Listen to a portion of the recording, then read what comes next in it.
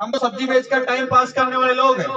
2-4 बीघा जमीन थी, उसमें मकान बन गए। अब अपने पास क्या बचा भाई? 75 साल से हमारा हक और अधिकार कोई और कर रहा है,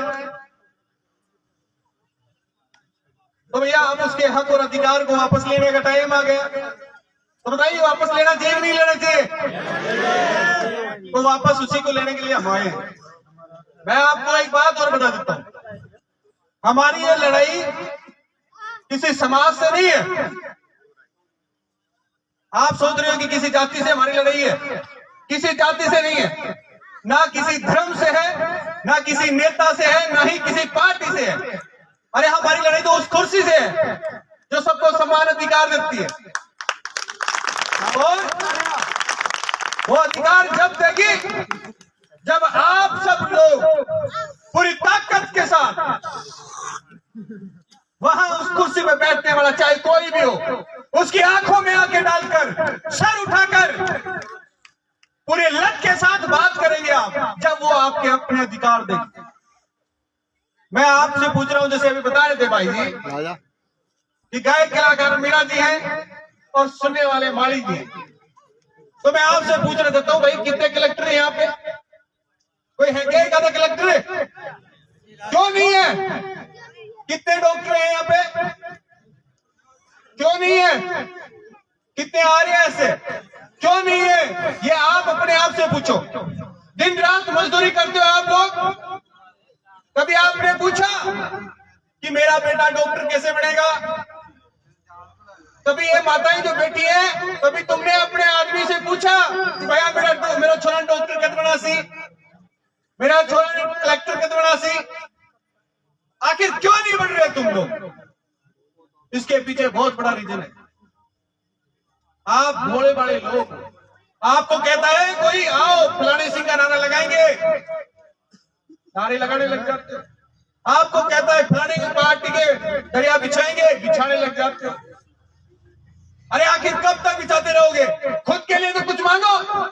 आपको मैं पूछना चाहता हूं यहाँ से, किसी भी नेता ने आकर आपको ये कहा कि मैं तेरे बच्चे को डॉक्टर बना दूं? किसने कहा? क्या बताओ, कहा गया? आपसे ठगाठक 75 साल से वोट ले जाते हैं आपके, और आप चुपचाप दे देते हो। अरे कब तक बिकते रहेंगे छोटे छोटे इन लालचों में? कब तक बिकोगे आप? अब की बार उनसे ये कहो कि भैया मेरे बेटे को डॉक्टर का बनाना चाहिए था। पूछोगे कि नहीं पूछोगे?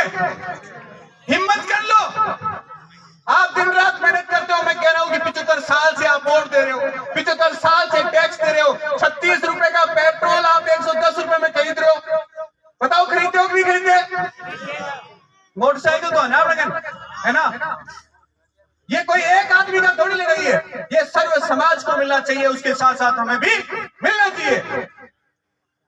आज आपको टैक्स दे रहे हो 75 साल से, आपका टैक्स का मजा कोई और ले रहा है, आनंद ले रहे हैं। हमें क्या मिला? यही मैं आपको बार बार समझा रहा हूं। यह जिंदगी 4 दिन की जिंदगी है। आप मान सम्मान के साथ मरना चाहते हो या घुट घुट कर जीना चाहते हो, ये आप डिसाइड करो।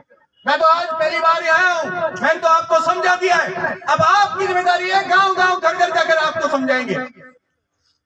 सीपी सैनी आया था और वो कह के गया है कि हमारा गांव का बच्चा भी डॉक्टर बनना चाहिए, हमारा गांव का बच्चा भी कलेक्टर बनना चाहिए, हमारे गांव का बच्चा भी एसपी बनना चाहिए। लेकिन वो बनेगा जब हम सरकारों से हमारे हक और अधिकार छीन कर लेकर आएंगे। और छीनने के लिए आपको खड़ा होना पड़ेगा, उठना पड़ेगा, लटकाने पड़ेंगे, मेरे जैसे पैर तुड़वाने पड़ेंगे और जेल में जाना पड़ेगा।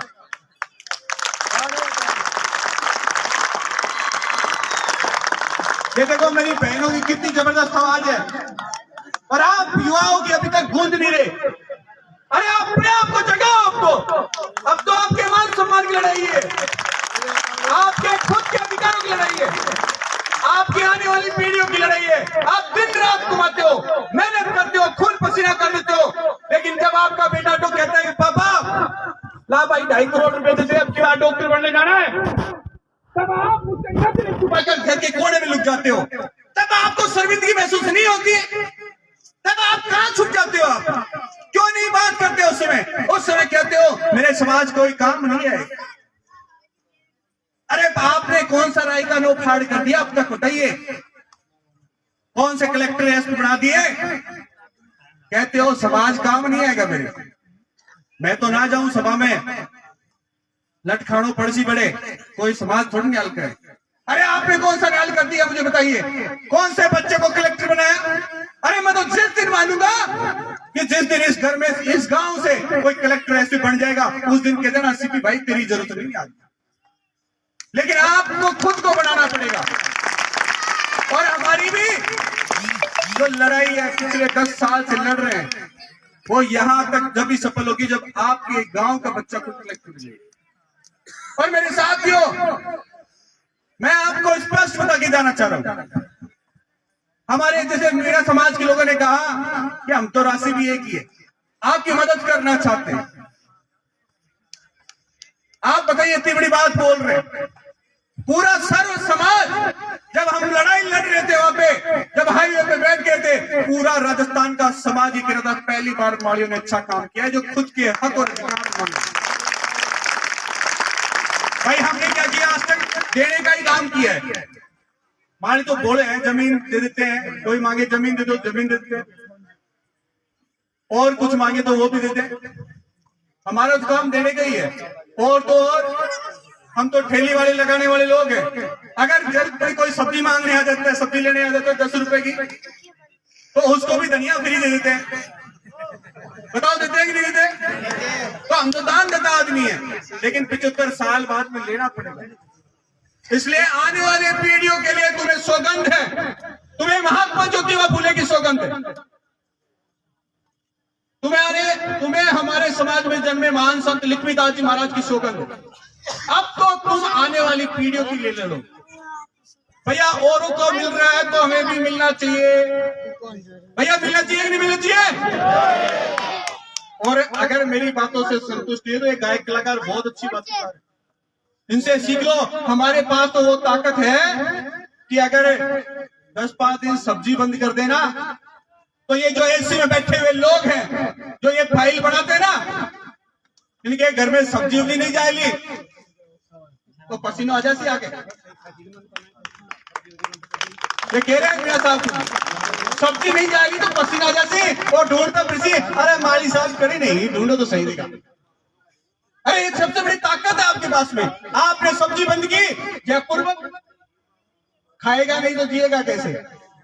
भाई खाएगा तभी तो जिएगा। ताकत है आपके पास में, लेकिन आप लोग क्या करते हो? 5,000 रुपए के लिए अपने आप को गिरवी रख देते हो। एक फैक्ट्री में जाते हो, 10,000 की नौकरी लग जाती है। अरे कब तक दूसरों की नौकरी करते रहोगे? ये जिंदगी एक बार मिलता है, याद रखना मेरे दोस्तों। अब इसको कैसे जीना है ये आप पे डिपेंड करता है। एक याद रखना, हमेशा बलि बकरे की दी जाती है।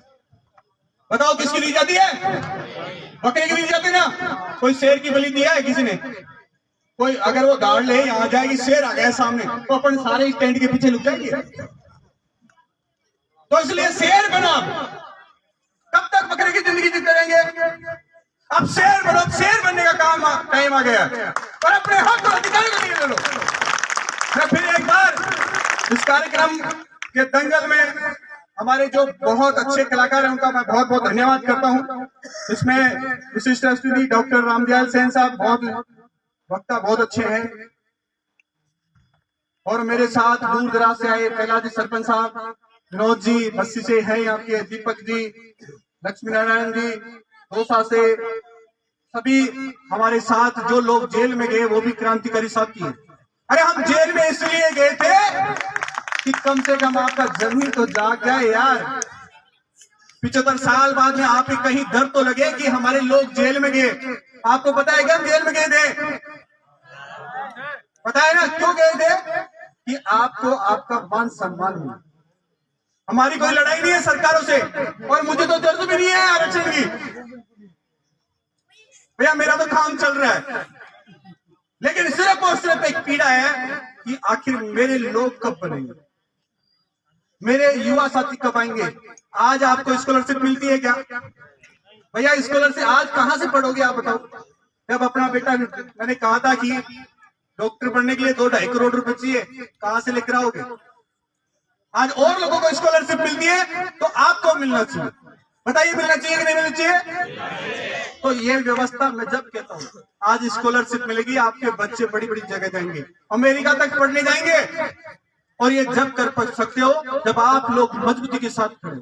एक आवाज दें, एक आवाज दें वहां से कि आपके भाई ने याद किया है, तुरंत यहाँ गाड़ी से भर भर के पहुंचे, तब ये जंग जीतेंगे। मैं 2 नारे लगाता हूं और इसको समापन चाहता हूं और मैं चाहता हूं आप सब लोगों का आशीर्वाद मिले। तो लगाएंगे 2 नारे मेरे साथ। मैं बोलूंगा हम हमारा हक मांगते, आप बोलना नहीं किसी से भीख मांगते। लगाएंगे, लगाएंगे मेरी बहनों। बताओ आप भी ध्यान रखिए, थारी छोरी कलेक्टर बन रहा है, सीधा थारा ही करेंगे नंगाड़ा पास, तो थारो भी जोर शोर लागन के। हम हमारा हक मांगते।